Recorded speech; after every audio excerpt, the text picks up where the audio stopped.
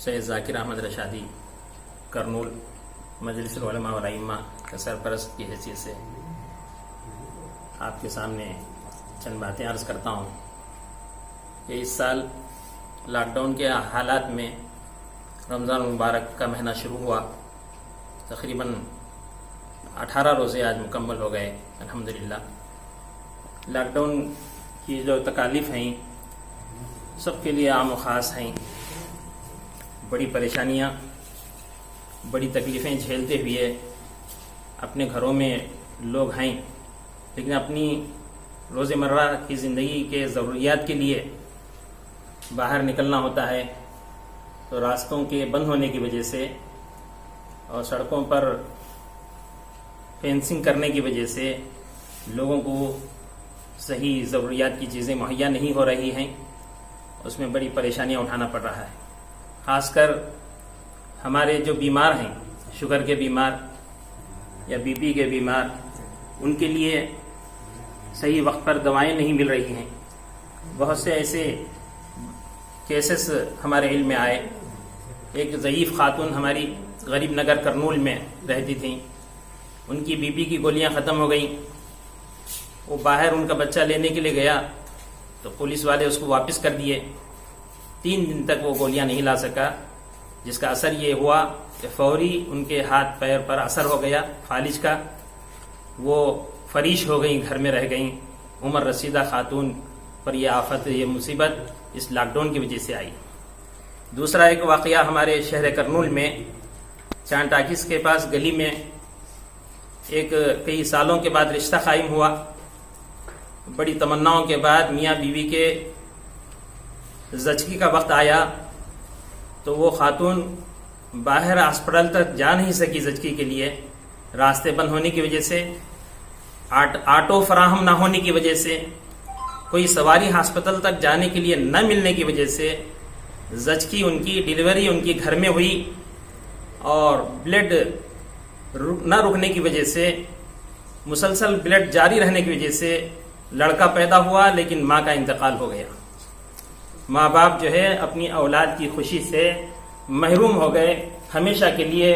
ماں بچے کو دنیا میں چھوڑ کر مٹی کے نیچے دفن ہو گئی۔ سارے خاندان والوں کے لیے کتنا صدمہ اور کتنا افسوس ہوا ہوگا، جس کا اندازہ ہم نہیں لگا سکتے۔ اسی طرح ایک حادثہ یہ بھی ہوا کہ لاک ڈاؤن میں شہر کی مشہور و معروف شخصیت اپنی بیٹی کو ڈیلیوری کے لیے لے جانے کے لیے پولیس سے آٹو فراہم کرنے کی درخواست کیے تو پولیس بالکل آٹو کی اجازت نہیں دی، آٹو فراہم نہیں کی، سواری نہیں دی، تو جس کی وجہ سے اپنی بیٹی کو مشہور و معروف شخصیت کرنول کی ہاسپٹل کو پیدل لے کر گئے، چلچلاتی ہوئی دھوپ میں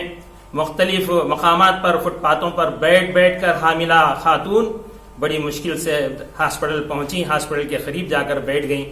اللہ ان کی حیات رکھا، اللہ انہیں اولاد سے نوازا۔ تو یہ لاک ڈاؤن کے حالات میں ساری تکالیف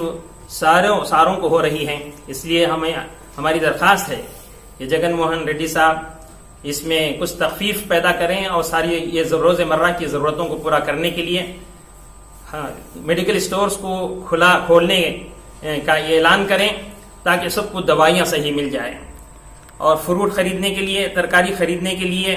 وقت زیادہ بڑھایا جائے تاکہ سب کی ضرورتیں پوری ہوں۔ اسی طرح ہمارے کرنول کے کلکٹر صاحب اور ایس پی صاحب سے بھی ہماری درخواست ہے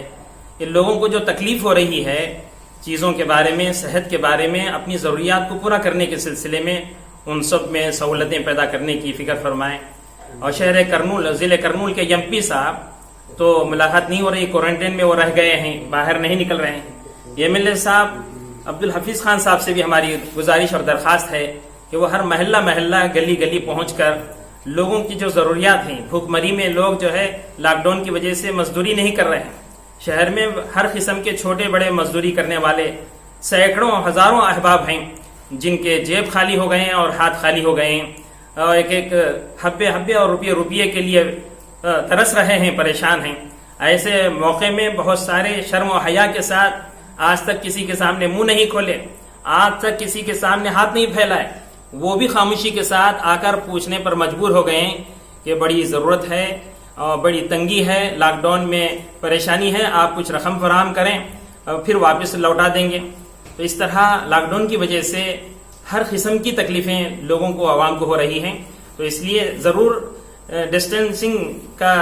خیال کرتے ہوئے لوگوں کو اس پر عمل کرواتے ہوئے ان کی ضروریات کو پورا کرنے کے لیے، ان کی حاجتوں کو پورا کرنے کے لیے موقع دینا چاہیے. حکومت اس کا خصوصی خیال کرنا چاہیے. بھوک مری میں راتوں کو بھوکے سونے والے بہت سارے ہیں. فٹ پاتھوں پر بھوک کی وجہ سے تڑپ تڑپ کر جان دینے والے ایسے سینکڑوں نظر آ رہے ہیں. تو ان حالات میں ہم انسانوں پر رحم کرنا چاہیے. جان رکھنے والے، روح رکھنے والوں پر رحم کریں گے تو اللہ ہم پر رحم کرے گا. حدیث میں آتا ہے ارحموا من فی الارض یرحمکم من فی السماء، تم زمین والوں پر رحم کرو، آسمان والا تم پر رحم کرے گا. تو اب زمین والوں پر رحم کا جذبہ اور داعیہ اور شوق ہر ایک اپنے اندر پیدا کر کر خدمت کرنے کا جذبہ لے کر ان دنوں میں آگے بڑھنا چاہیے. خاص کر میں تمام مسلمانوں سے اور دین کی محنت کرنے والوں سے درخواست کروں گا کہ صدقہ فطر 80 روپے فی کس ادا کریں عید کی نماز سے پہلے اور اپنے مالوں کی مکمل زکوٰۃ ادا کریں. اپنے گلیوں میں، اپنے رشتہ داروں میں، اپنے اڑوس پڑوس میں، اپنے محلوں میں فراغ دلی کے ساتھ زکوٰۃ کی رقم اور زکوٰۃ کی چیزیں تقسیم کر کر لوگوں سے دعائیں لیں اور اللہ تعالیٰ کو بھی راضی کریں. مال کی زکوٰۃ نکالیں گے تو اللہ راضی اور خوش ہوگا اور باران رحمت اور برسات کو اللہ تعالیٰ نازل فرمائے گا، جس کے ذریعے سے ہماری کھیتیاں بھی ہرے بھرے ہوں گے، ہمارے ندیاں اور نالے بھی بھریں گے، اور جس کے ذریعے سے امن اور سلامتی اور خیر و رحمتیں اور برکتیں اللہ تعالیٰ ہماری زندگی میں عطا فرمائے گا. میں ان چند کلمات کے ساتھ میں دوبارہ گزارش کرتا ہوں تمام لوگوں سے کہ نمازوں کو اپنے گھروں میں ادا کریں. جس طرح جماعت کی نماز کے لیے زیادہ لوگ مسجدوں میں جمع نہ ہوں، اور عید کی نماز بھی ہمارے قریب 10-11 دن میں آنے والی ہے، تو گھروں میں نماز پڑھنے کی کوشش کریں اور گھروں میں اہتمام کریں. اور جماعتیں ہماری جو آئی تھیں شہر کرنول میں، وہ 11 جماعتیں جو اپنے اپنے مقامات میں پہنچنا ہے. کچھ جماعتیں پہنچی ہیں بمبئی کی جماعت کے پہنچنے کے لیے، اور اسی طرح دلی کی جماعت کے پہنچنے کے لیے رکاوٹیں ہیں. میں ذمہ داروں سے میں گزارش کرتا ہوں، شہر کے ذمہ داروں سے اور ڈپارٹمنٹ کے ذمہ داروں سے، کلکٹر صاحب سے اور ایم ایل اے صاحب سے، ایس پی صاحب سے گزارش کرتا ہوں کہ ان جماعتوں کو ان کے مقام تک، ان کے گھروں تک پہنچانے کا راستہ فراہم کریں. اور باہر ہمارے دوسرے صوبوں میں، اسٹیٹوں میں جو ہے جماعتیں ہیں، ان کو کرنول لانے میں مدد فرمائے اور سہولتیں پیدا فرمائے. کوارنٹین میں مہینہ بھر سے 40-45 دن سے لوگ جو ہے اندر ہیں، ان کو واپس گھروں تک نہیں بھیجا گیا ہے. اور یہ میعاد پوری ہونے کے بعد کوارنٹین میں ہرگز ہمارے لوگوں کو نہ رکھیں، ان کو گھروں تک پہنچا دیں، اور ان کی میعاد پوری ہونے کے بعد، ان کا نیگیٹو آ جانے کے بعد پھر دوبارہ انتظار کر کر ان کو تکلیف نہ دیں. یہ چند باتیں آپ کی خدمت میں عرض کی گئی ہیں، اس پر توجہ دیں گے انشاءاللہ.